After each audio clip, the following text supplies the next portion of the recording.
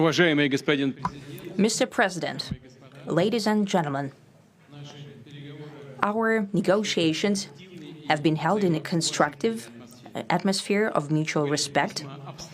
We had very thorough negotiations that were quite useful. I would like to thank once again my American counterpart for the proposal to travel out here to Alaska. It only makes sense that we've met here, because our countries, though separated by the oceans, are close neighbors. So when we've met, when I came out of the plane and I've said, "Good afternoon, dear neighbor. Very good to see you. In good health and to see you alive." I think that is very neighborly. And I think that's some kind words that we can say to each other. We're separated by the Strait of Bering, though there are 2 islands only between the Russian island and the U.S. island. They're only 4 kilometers apart. We're close neighbors, and it's a fact. It's also important that Alaska has to do with our common heritage, common history between Russia and the U.S., and many positive events have to do with that territory. Still, there is tremendous cultural heritage back from the Russian America. For example, Orthodox churches and a lot of more than 700 geographical names of Russian origin. During the Second World War, it was here in Alaska that was the origin of the legendary air bridge for the supply of military aircraft and other equipment under the Lend-Lease program. It was a dangerous and treacherous route over the vast emptiness of ice. However, the pilots of both countries did everything to bring closer the victory. They risked their lives and they gave it all for the common victory.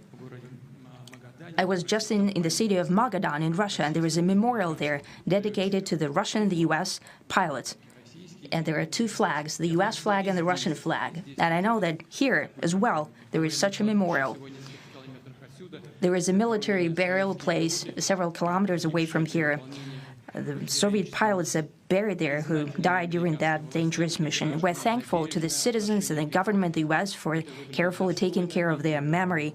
I think that's very worthy and noble.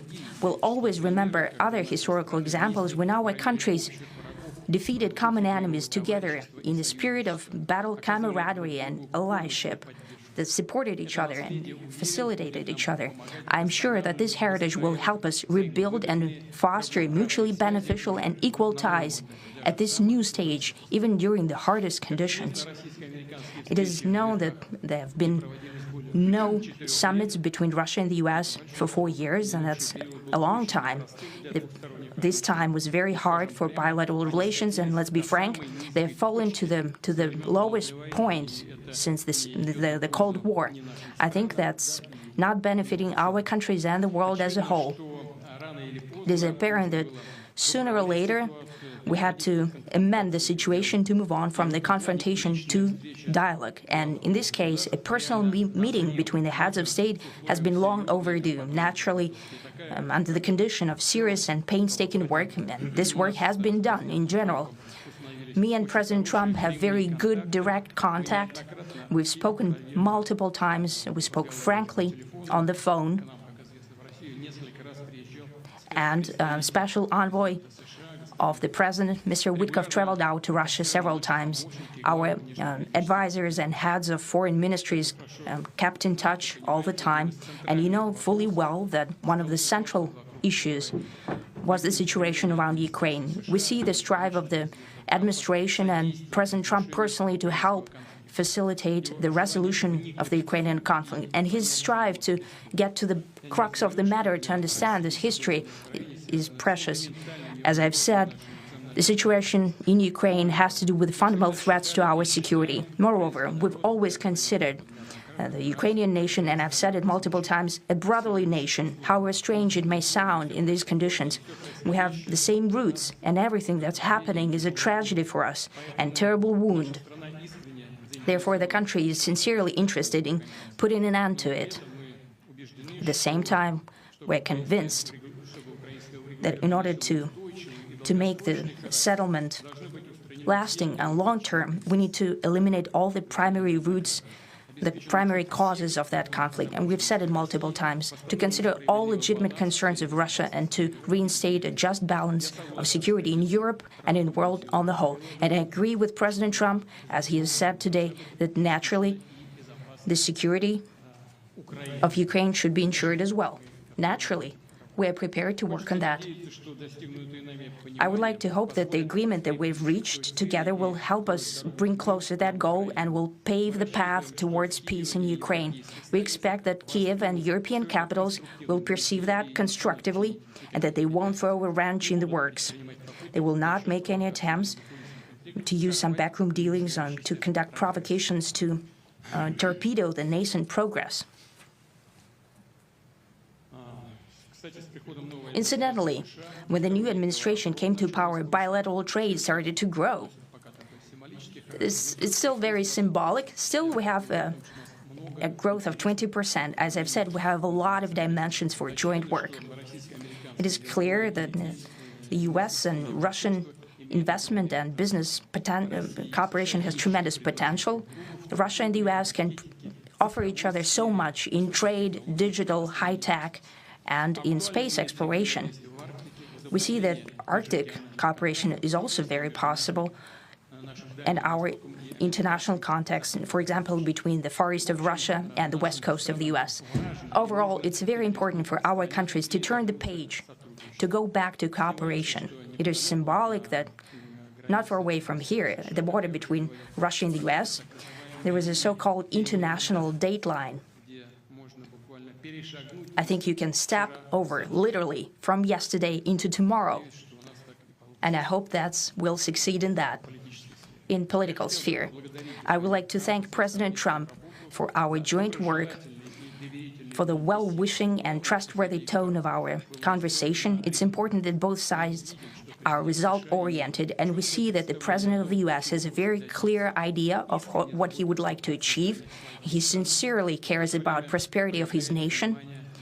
Still, he understands that Russia has its own national interests. I expect that today's agreements will be the starting point, not only for the solution of the Ukrainian issue, but also will help us bring back business-like and pragmatic relations between Russia and the U.S.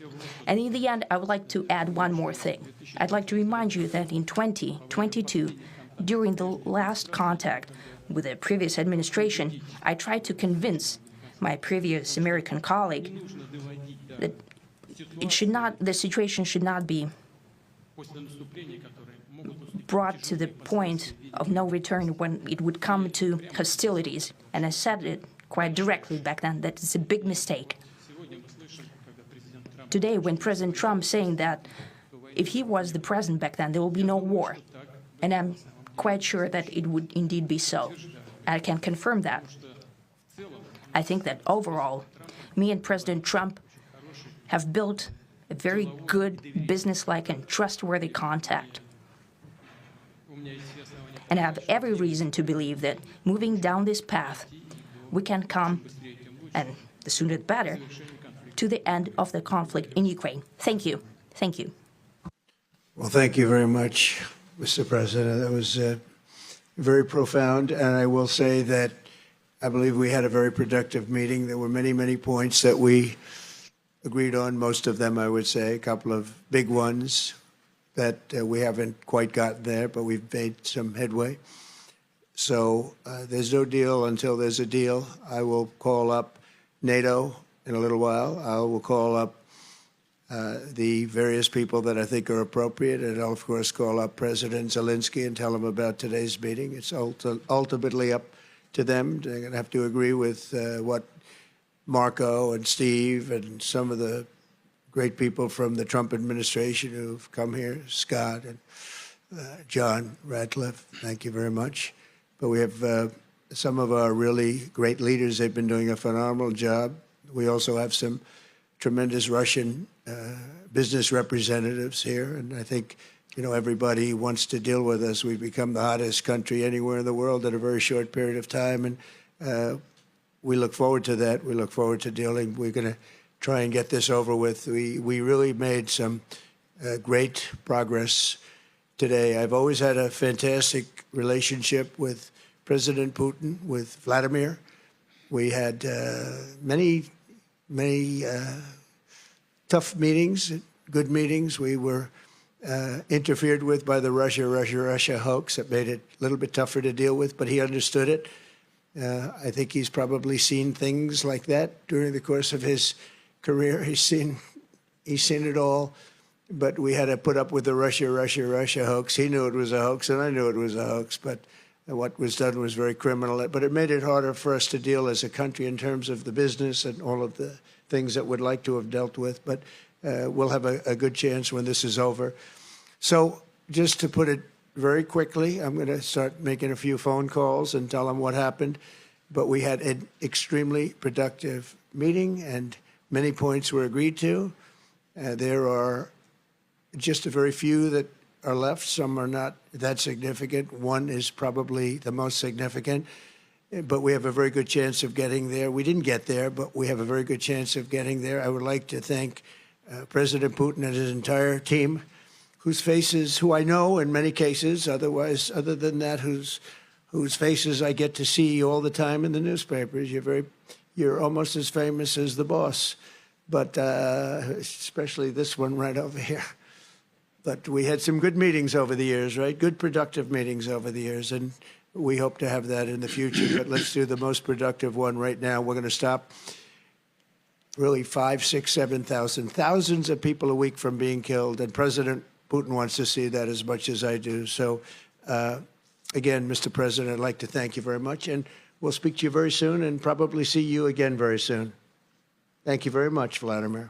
Next time in Moscow. Oh, that's an interesting one. I don't know. I'll get a little heat on that one, but I could see it possibly happening. Thank you very much, Vladimir. And thank you all. Thank you. Thank you. Thank you so much.